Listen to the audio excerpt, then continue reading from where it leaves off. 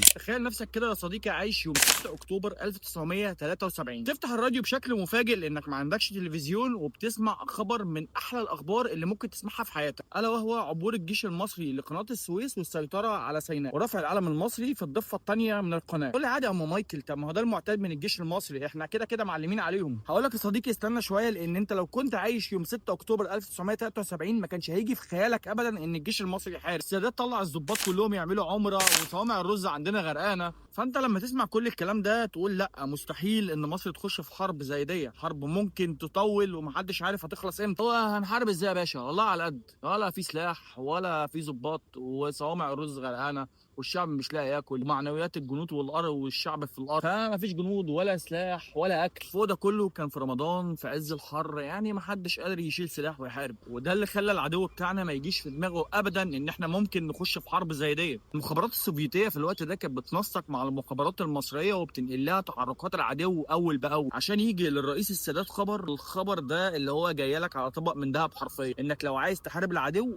حاربه دلوقتي. عندهم احتفال اسمه عيد كايبور او عيد الغفران عند الشعب الاسرائيلي، معظم الضباط كلهم في اجازه، اللي موجودين في الجبهه شويه عساكر على كام ضابط، عشان يتفاجئ العدو ان الساعه 2 العصر نسور الجو المصريه طايره فوق سينا، عشان طبعا الطيارات بتاعتنا من طراز قديم جدا فطارت على مستوى منخفض جدا عشان تخدع الرادارات.